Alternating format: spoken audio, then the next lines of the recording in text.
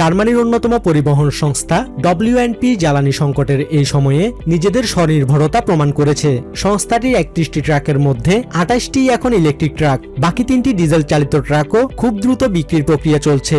Iran যুদ্ধের প্রভাবে বিশ্ববাজারে যখন তেলের দাম ব্যারেল প্রতি $110 ছাড়িয়েছে, তখন এই সংস্থাটির দক্ষতা ও দূরদর্শিতা তাদেরকে প্রতিযোগীদের চেয়ে 2 বছর এগিয়ে রেখেছে।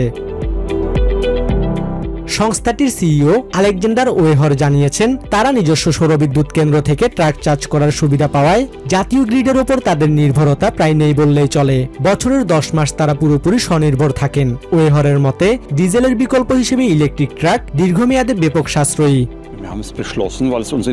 আমরা ভবিষ্যতের কথা ভেবেই এই সিদ্ধান্ত নিয়েছিলাম। ডিজেলের দাম এখন আকাশ ছোঁয়া, তখন আমরা আর্থিক ঝুঁকির বাইরে আছি, যা আমাদের ব্যবসায়িক স্বস্তি দিচ্ছে। গত 8 সপ্তাহে আমার কাছে অসংখ্য ব্যবসায়ী ফোন করে জানতে চেয়েছেন কিভাবে আমরা এই ইলেকট্রিক ট্রাক সিস্টেম চালু করলাম।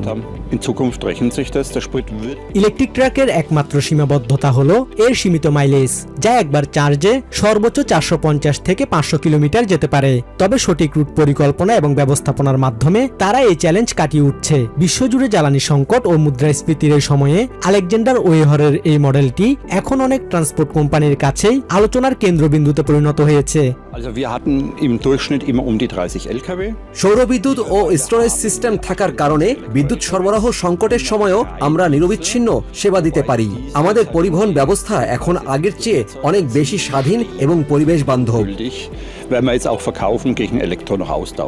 জ্বালানি তেলের বাজারের এই অস্থিরতা স্থায়ী রূপ নেয়ার আশঙ্কায় WNP'র এই মডেল এখন ইউরোপের অন্যান্য ট্রান্সপোর্ট কোম্পানির জন্য অনুপ্রেরণা হয়ে দাঁড়িয়েছে।